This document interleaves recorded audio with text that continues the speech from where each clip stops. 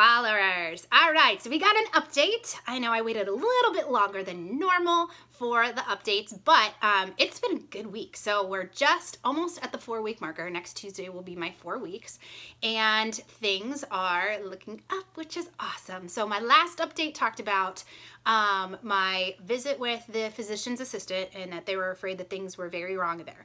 Well, I'm happy to report that I saw my surgeon on Monday, and yes, they're a little concerned about the fluid buildup, and yes, they're concerned about the kneecap. So we have like a plan of action for that, but they think a lot to do with my pain levels being so high might actually be because I'm resting, which is crazy, right? I mean, like, who would think that pain would rise from laying around all day? You would think, okay, you're living this sedentary lifestyle right now, like your body's got to feel really good because you're resting. Yeah, no, especially not for athletes. So what they're finding is that when they are taking away, and this sounds stupid, it's not like I'm obsessed with the gym, but the gym I have worked really, really hard to create these healthy, happy habits. And a lot of my healthy, happy habits are gym focused or workout focused. No, I don't kill myself for 2 hours a day. No, I'm not in there every single day. No, I don't push it and do crazy, crazy, crazy things. It's just the fact that I'm moving. Like, it's just, you know, you can pick up a pair of 5-pound weights and just do a little bicep curls. It just feels good. It just does. And workouts have definitely been not only my stress relief, but they've also been like that's my happy place. It's an antidepressant when I'm feeling down or if I'm having like a really bad day. You know what? Going into the gym and just doing some work, like, you feel really, really good. There's no way that you could ever leave the gym feeling bad. That just doesn't happen because it raises those endorphins. Like, you just feel good after you put in some work. So what my doctor is finding is that when they are having athletes lie around all day, and they're doing the rest and recovery, that is taking away that person's stress relief. It's their natural antidepressant. It is their natural go-to for when they're feeling stressed. So now you have not only just personal life struggles, just day-to-day things, but now you've got the stress from pain, the stress from not being able to do anything and relying on everybody else, the stress as a mom that I can't be there for my kids right now. But now I have no way of relieving any of that other than laying around and thinking about all that. So where rest is good if you live more of a sedentary lifestyle, for those athletes who not necessarily do that, they're finding that the pain levels are higher because stress raises inflammation in the body. And so he wanted to do an experiment. So I'm kind of like an anomaly because not only do I have higher pain levels, but then on the scale of physically, I'm a lot stronger and a lot farther off than what I should be. I haven't lost range of motion. I am full range of motion, both flexion and extension, which is, I know, crazy. And the other thing too is my knee is super, super stable. Now, it was super stable going into this. This is why the ACL was such a shock. I've trained my legs smart. I've used those muscles smart, but my muscles also were used to not operating without the ACL and the PCL attached. And so coming out of this surgery, I didn't lose any stability. And so even from day one, I was able to walk around without a brace on. I didn't because obviously that was frowned upon, but I could. And it wasn't like it felt weak. It wasn't like it felt unstable. And so my doctor actually was really impressed with that because my stabilization was where you would see a patient 8 weeks post-op, not 3 weeks post-op. So he said, let's go ahead and get rid of the brace, and let's go ahead and get rid of the crutches. And you obviously don't need those, and I want to go ahead and get away with that. I start PT next week. So see, my lovely leg is not a big old hunky brace anymore. Instead, it gets to show off my awesome Halloween Lula leggings, which makes me happy because I have so many cute pairs. But then I just feel better. Like, okay, I can start getting back to functioning. My education is in functional fitness. My education is in muscle imbalance. So I think it also kind of plays with my mind a little bit, knowing that like I am causing so many issues because I'm compensating on this side for this side. So being able to get back to some normal movement is super helpful.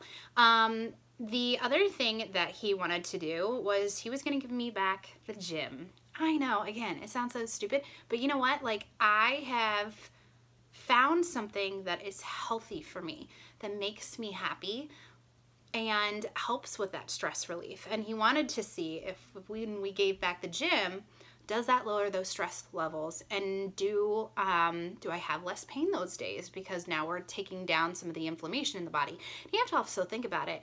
Your bodily fluids just change when you work out. You know, you have more oxygen pumping through the body.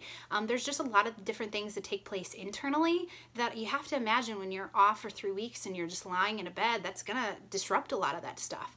I also noticed that, you know, my hips and my spine and stuff are out of alignment and they don't feel the best, and it's because of the fact that you're laying around all day. And so he wanted to go ahead and give back the gym and see what happens when we put the workouts back in and I can go back to my normal stress reliever. And you know what happened? This amazing thing. So I've been back at the gym this week. I feel amazing the days that I work out. The days that I don't get into the gym, I don't feel the greatest. Again, pain levels are up.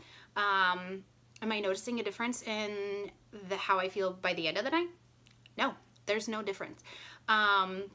So I'm so intrigued by this because, you know, you don't have to find a program that is going to kill you. When I train my clients, I think it's so important to find a movement that makes them happy, that brings them joy, because I want them to look forward to doing that. And I want them to be able to create that natural stress reliever, that natural antidepressant. And if you start a program that you resent, guess what? You're not going to want to do it. You're not going to want to take advantage of that. When, you know, a doctor or a traumatic event comes up and they say you got to rest, guess what? You're going to be like, yes, absolutely. That's totally fine. I hated what I was doing before anyways. You know, you don't have to lift weights. You don't have to do cardio. You know, find something that makes you happy. If dancing makes you happy, go take a hip hop class. If Zumba makes you happy, go shake your booty to some Latin music.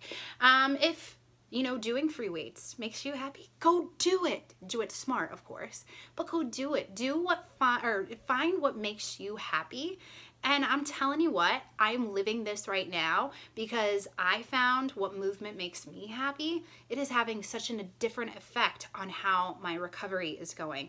Movement is actually better for me than living a sedentary lifestyle. And that's awesome. I mean, you think about that, that's crazy.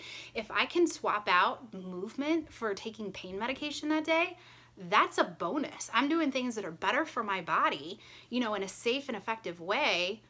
And I'm not throwing a bunch of medication inside my body that is unnatural. Of course, you know, take pain meds when you need to. I'm an advocate for living a pain-free life in a healthy, happy way. And so it's okay to do that for those short-term reasons, but also find something that's natural, that's going to be your natural pain relief. I'm so happy that I do have something to go with.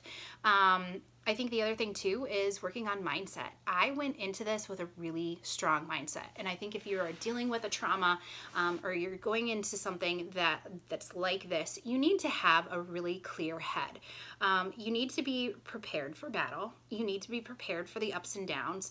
And that's where it's important to develop that healthy mindset, because on the days that I do feel negative and the days that I have to throw a pity party for myself because it sucks, I can at least pick myself back up. It lasts for a little bit, and then I think, okay, what are 2 things that I can look at today that are on the bright side? You know, a note from my client who is almost at our 100-pound marker for weight loss. That's awesome. I'm doing a new challenge for Christmas, and we have prizes, these amazing things that we're gonna do, and there's so many people excited about it. But then, okay, that's awesome. I have all this time that I'm not in the classroom teaching my classes, that I can focus on everything that I can benefit other people with through, you know, my online groups and, you know, that mindset and, you know, talking about my experience. So there's always a silver lining. There's always a bright spot in that day. It's just always making sure that you can bring yourself to that point to remember that. Be okay to have your days when you're sad, because I do, for sure do. I think I cried all day on Sunday. But then pick yourself back up and realize like how blessed you are. And yeah, so that's my update. I'm a very happy person. I got to see some of my awesome clients today. I ran them through a workout. Obviously, I didn't do everything. My 4-year-old demoed the moves, which is crazy. But yeah, like it was just good to get back to me. So there's my update, and thank you for tuning in. All right, see you later.